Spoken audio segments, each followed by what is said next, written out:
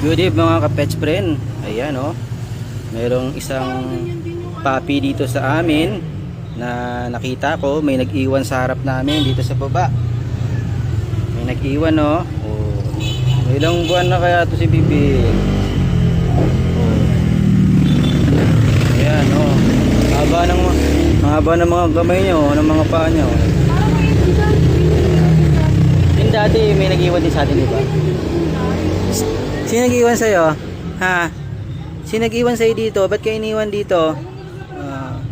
Dadaling kita sa work ko. Or kung sino po may gusto mag-adapt po kay Bibi. Ayan o. Tungkot yan eh. May nag-iwan sa kanya. May nag-iwan sa'yo? Gusto niyo pong i-adapt si Baby. Nag-iwan sa kanya.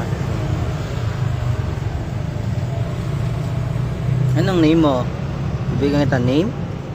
Ha? Oy, kawawa naman, iniwan ka.